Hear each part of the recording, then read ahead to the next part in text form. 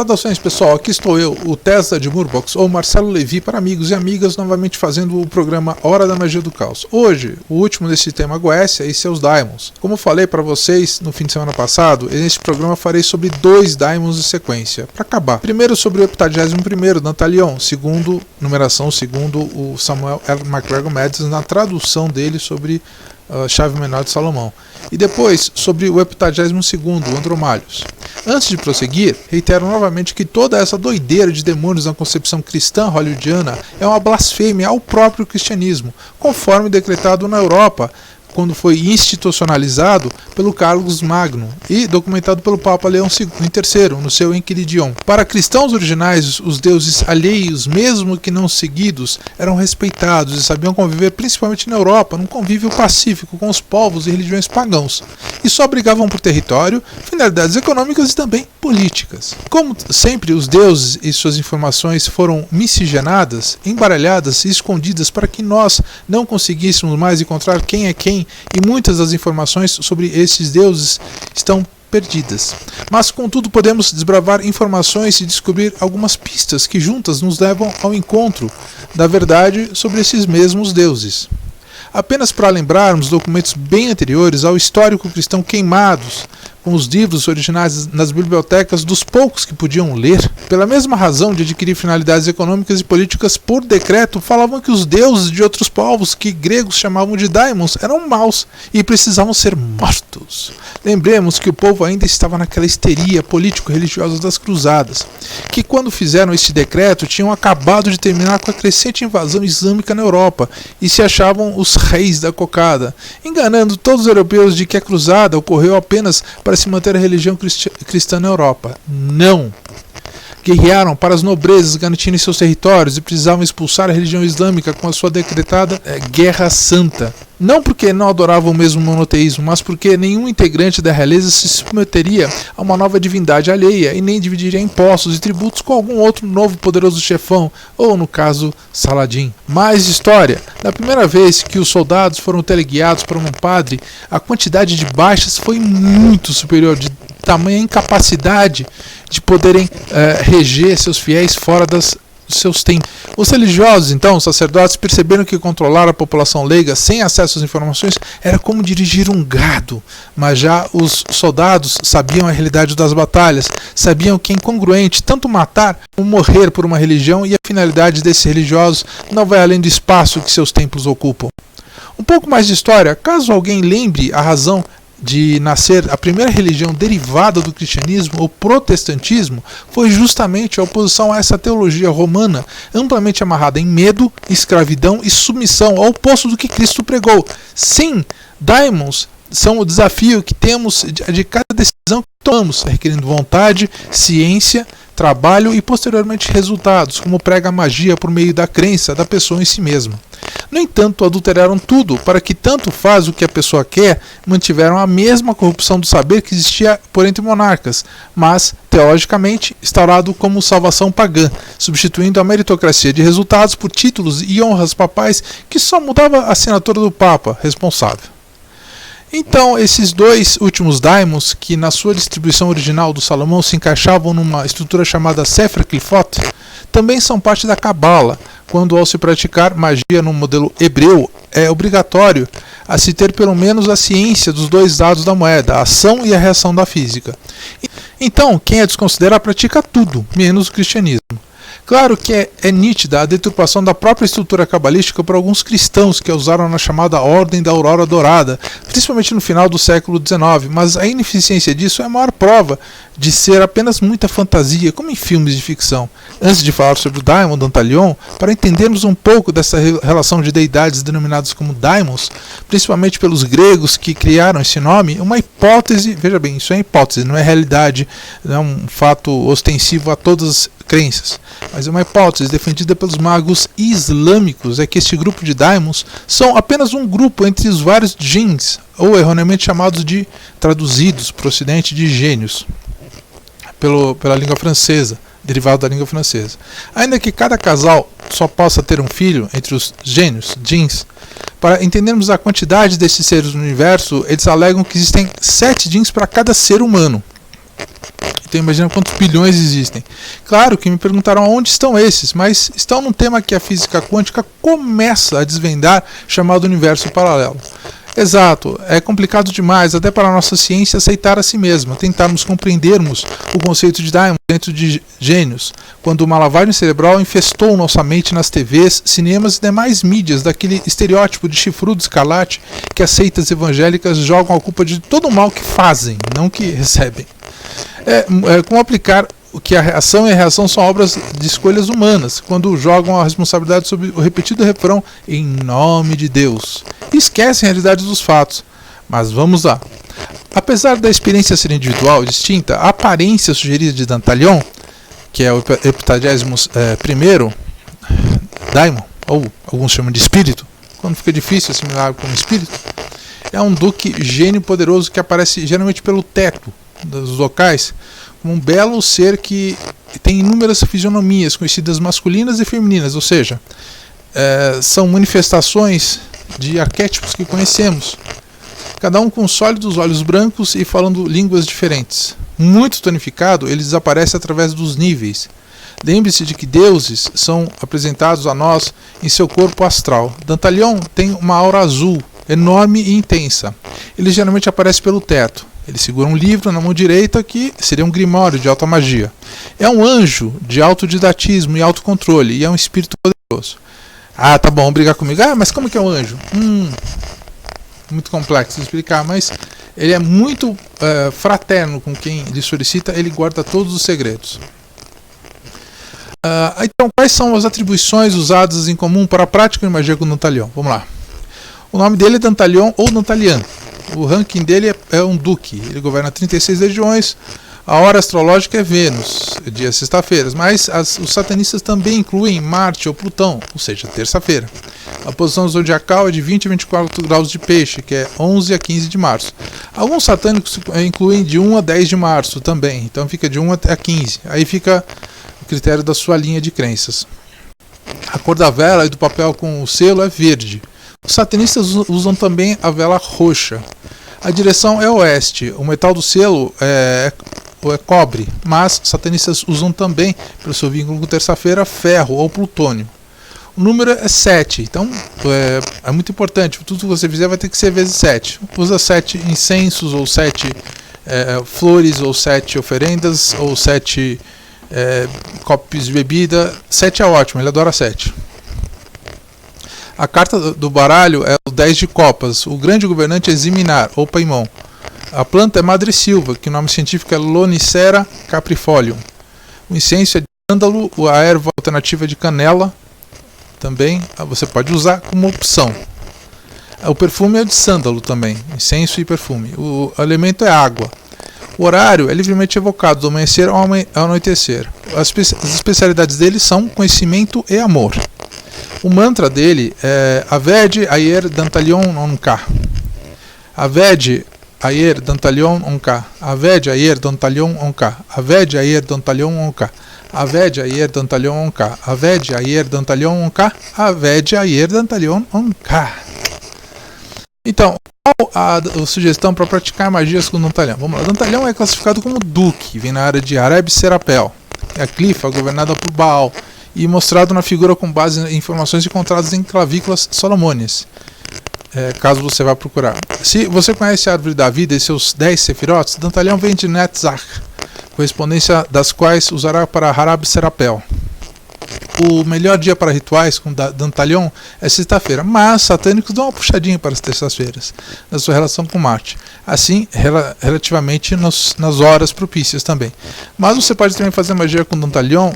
Pode não, é recomendado que você faça na lua crescente e também na lua cheia. Se você deseja ajustar a sua magia, mire na hora astrológica de Vênus, aí é recomendado. Além das especialidades já declaradas, as outras finalidades e costumes de se convocar a energia de Dantalion são muitas. Ele é talentoso em nos ajudar a entrarmos num estado de expansão de consciência ou estados alterados que nos permite ver o que éramos e o que seremos amanhã. Ele pode produzir alucinações, ele revela pensamentos mais íntimos e desejos, e influencia também a mente dos outros sem o seu conhecimento. Aí é uma questão muito complicada, tá? Conhece também todos os pensamentos humanos e pode alterá-los à vontade. Dantalion lê dentro de nós de uma maneira surpreendente, mesmo sem estar na frente da gente. Ele mostra uma visão de imagens de qualquer pessoa. Na mesma forma, ele pode nos revelar todos os pensamentos de nossos relacionamentos, inimigos e amigos, ou desejos e até de estranhos pela aparência, como exemplo, em previsões. Pode iniciar também a pessoa praticante no entendimento da psicologia comum e do pensamento humano, com base na linguagem corporal, entre outros. Ensina todas as artes e ciências porque ele gosta de ensinar.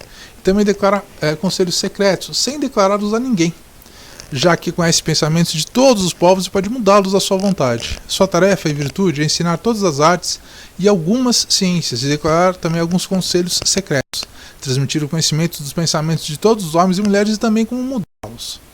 Ajuda e incita a florescer o amor entre um homem e uma mulher e os torna duradouros.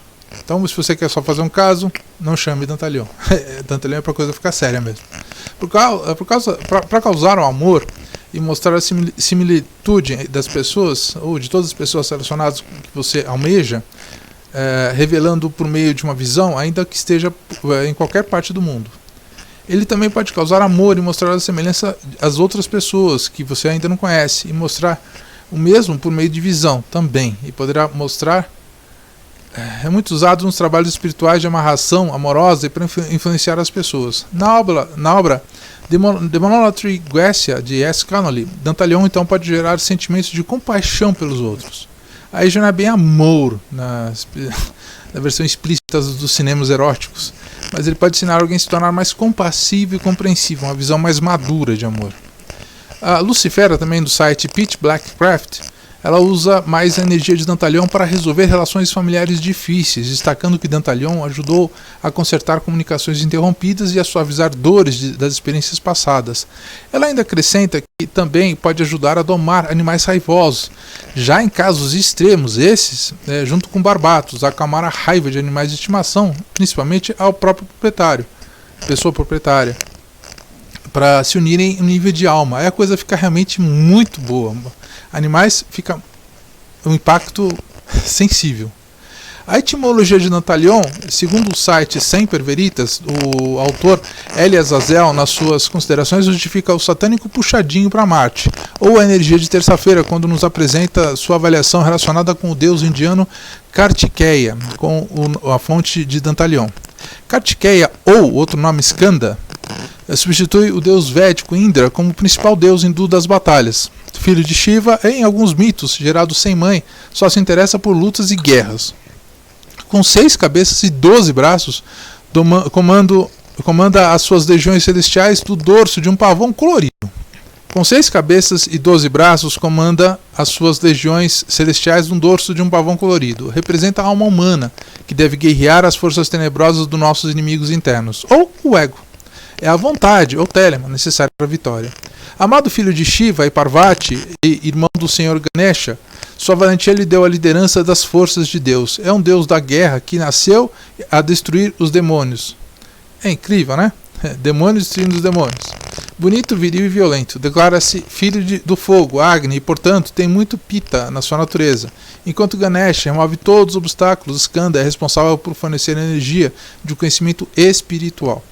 As escrituras revelam que esse sempre jovem menino com o corpo dourado e 6 cabeças que denotam as suas virtudes, fazendo-o ver em todas as direções para assegurar a defesa contra a raiva que pode te bater, ou bater a pessoa que trabalha essa magia. Então a guerra de metáforas e os 6 chefes de Kartikeya ilustram que os 6 vícios demoníacos, Kama, que é sexo, Krodha, que é raiva, Lobha, que é ganância, Moha, que é paixão, Mada, que é ego, e Matsarya, que é ciúme, devem ser controlados se os seres humanos quiserem se sobressair na vida. Kartikeya carrega a lança chamada Sakti, em uma mão, que simboliza a destruição das tendências negativas dos seres humanos e abençoa seus devotos por outro lado.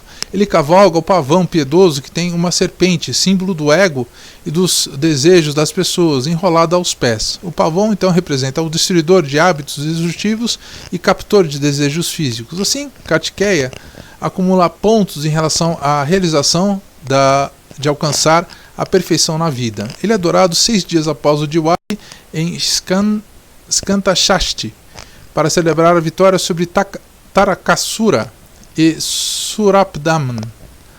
É uma crença comum de que alguém adora o Senhor Murunga na sexta-feira e se mantém firmes rapidamente. Naquele dia todos os seus desejos serão realizados. Mas como é que o Azazel, o El Azazel, usa...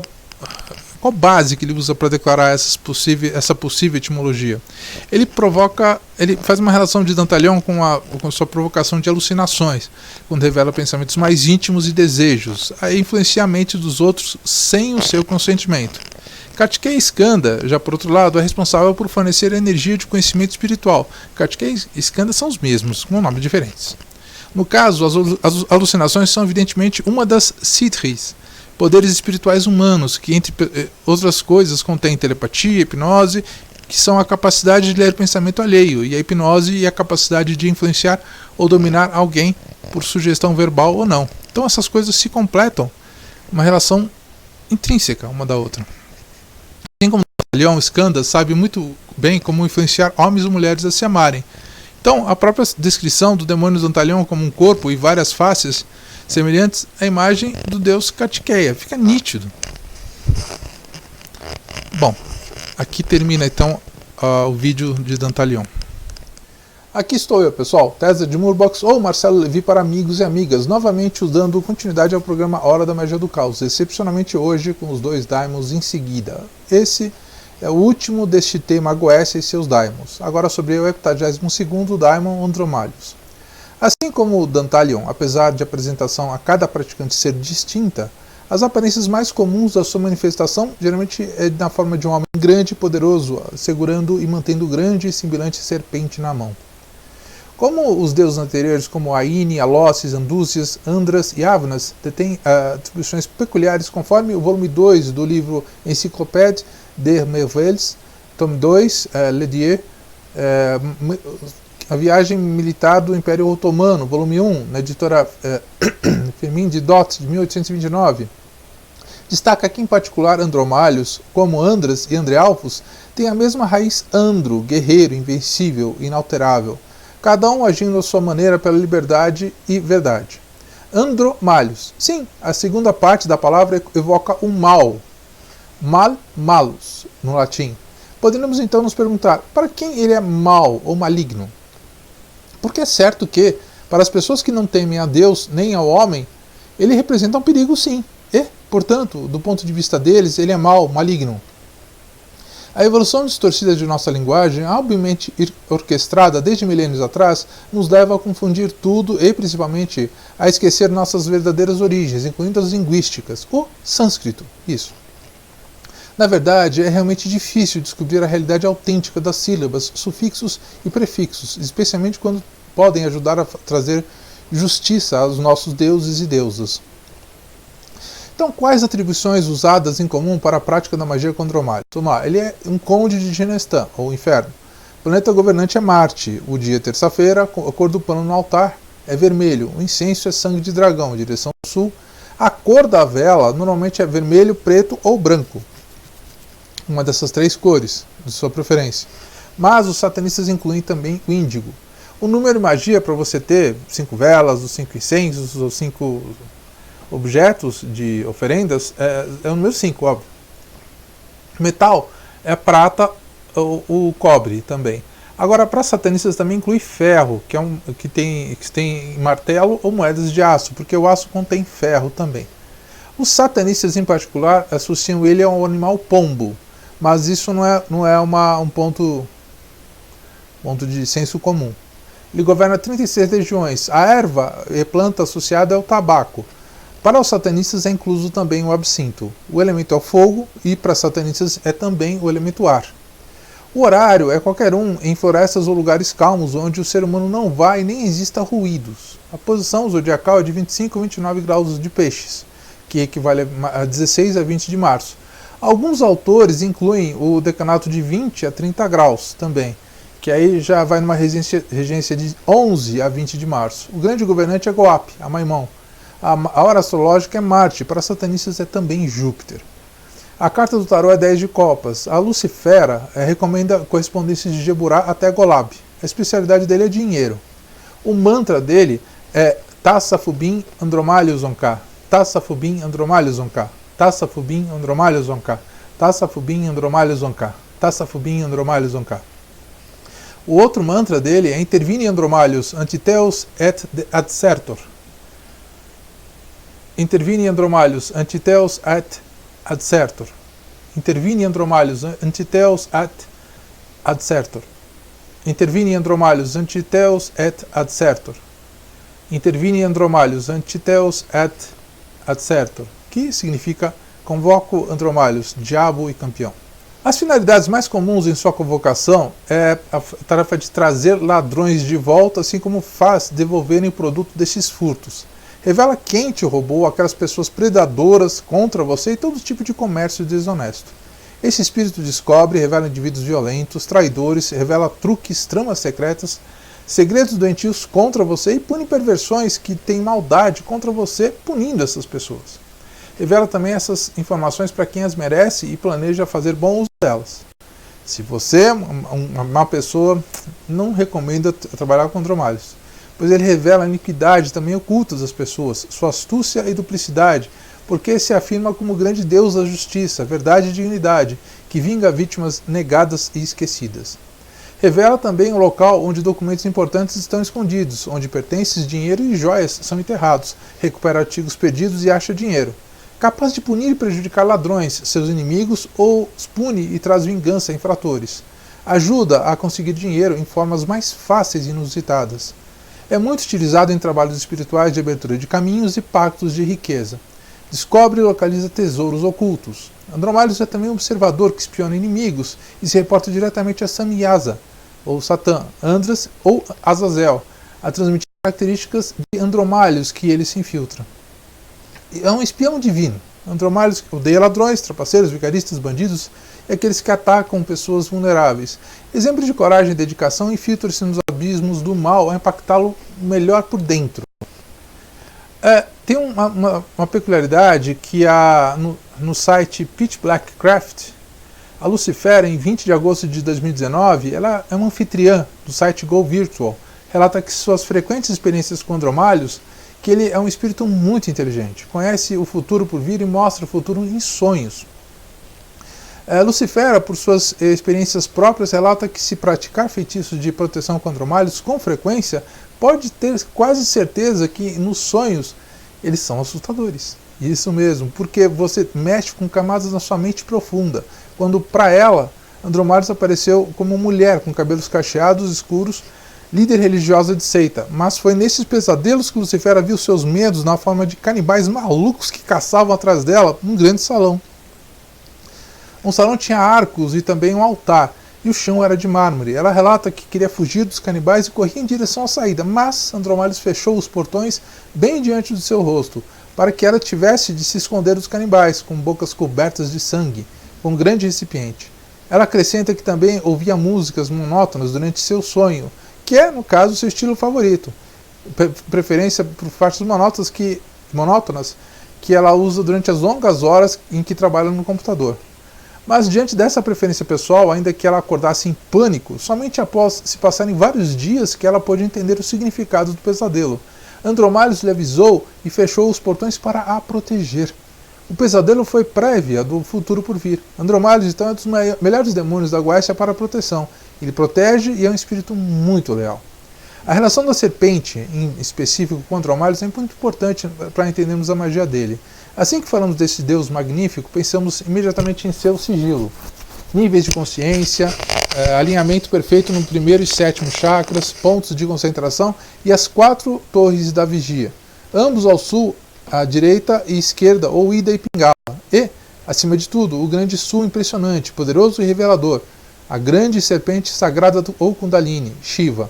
Esse sigilo, síntese de ensinamentos secretos, representa vigor, retidão, talvez mesmo a obstinação necessária para viver o incrível épico que abre as portas para o Magnum Opus.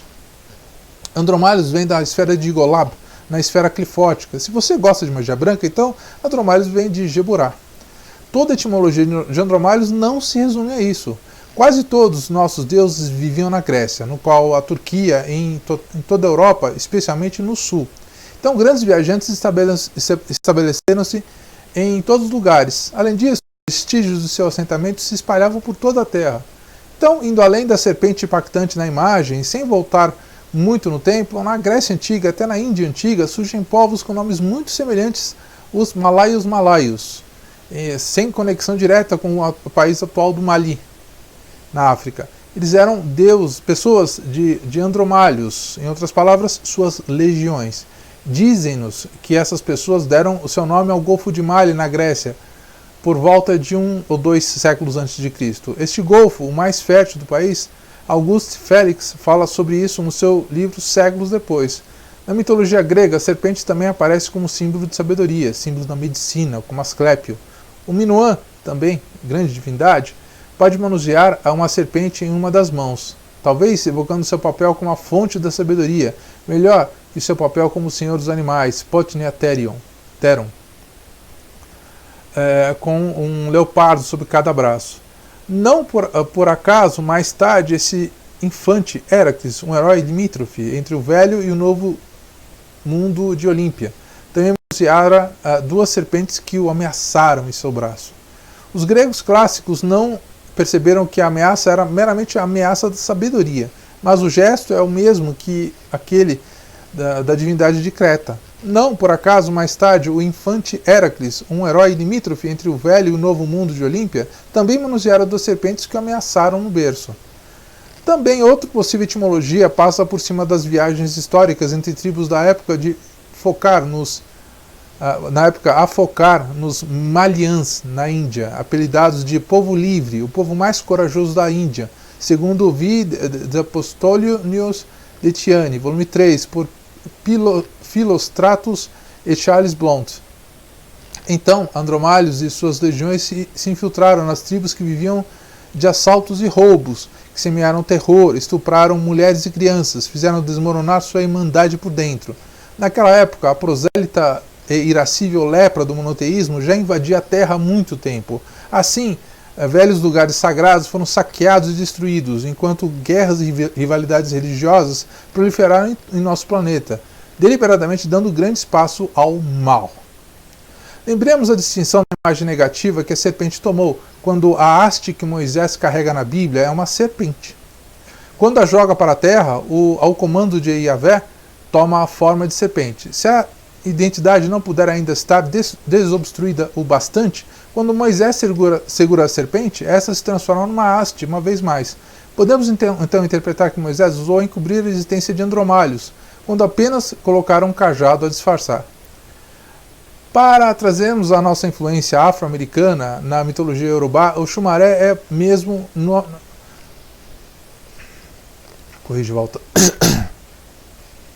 Para trazermos a nossa influência afro-americana na mitologia iorubá, o Xumaré é do mesmo modo serpente mítica regenerada, serpente da visão. Também símbolo da ressurreição da mitologia maia, abastecendo alguns contextos culturais atlântico favorecido na pseudo-arqueologia maia.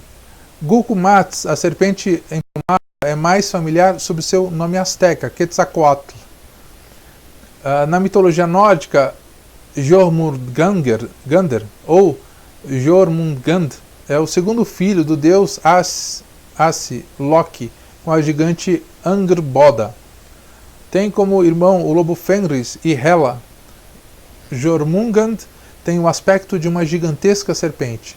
Então, na mitologia das Ilhas Fiji também, Hatu Mai Mobula é o deus de grande importância que preside a agricultura. No mês chamado Vula e Hatu Mai Bulu, ele vem de Bula e o mundo dos espíritos para trazer o pão, fruto, outras árvores frutíferas, flor e o rendimento dos frutos. Dele diz-se ser um deus serpente. Então fica a questão, mas qual a relação com a mitologia egípcia, então, já que tem relação com todas as outras mitologias? Conforme o artigo de Andromalhos, em 14 de fevereiro de 2018, por Elia Azazel, no site Semper Veritas, ele lembra que, como a serpente, antigo deus da sabedoria no Oriente Médio e na região do Mar Egeu, é então, segundo sua análise, intuitivamente símbolo telúrico. Observa que no Egito, Ra e Aton, aquele que termina ou aperfeiçoa, eram o mesmo deus. Aton, ou oposto a Ra, foi associado com animais da terra, incluindo a serpente. Nerebkal aquele que aproveita das almas, o deus da serpente que guardava a entrada do mundo subterrâneo. Se nos afastarmos mais, tanto em termos geográficos como culturais, por exemplo, até as ilhas Fiji, o mesmo Eli Azazel, ele atesta que encontramos Ratu Mai Nubula, um deus serpente que governa o mundo subterrâneo e faz a energia vital fluir. No Louvre, na França, existe o famoso vaso verde esteatite, esculpido para o rei Gudea de Lagash, data aproximada de 2200 a.C. a 2025 a.C., dedicado à sua inscrição em Ninguesida, senhor da árvore da verdade, que carrega um relevo das serpentes gêmeas em volta dos sacerdotes, exatamente como os caduceus de Hermes. Então, aqui finalmente acabamos aqui de trabalhar os temas sobre os daimons. Eu vou verificar nos vídeos antigos se teve algum que não ficou legal. Aí talvez eu faça um vídeo mais resumido, mais objetivo, que até mesmo possa expandir o conteúdo já abordado antes. Eu não sou perfeito, então caso eu falhe, quero que seja corrigido esse vídeo. Então terão os vídeos antigos e os novos corrigidos para a avaliação de vocês, ok? Espero ter ajudado quem pratica magia para que enterre finalmente o estereótipo do chifrudo escarlate, que, fora Lucifug e Revocali, tem pouca simbologia real com os daimons. E lembramos que os daimons, mais uma vez, são os deuses do passado, okay? De outros povos que foram se perdendo por meio da evolução da humanidade. É isso, espero ter ajudado vocês com todos os temas abordados até então e que vocês tenham um bom uso de todos esses itens que eu deixo disponível aqui no YouTube. Muito obrigado a todos vocês e tenham todos um ótimo fim de semana e uma ótima passagem de ano também. Que 2020 seja bom para todos.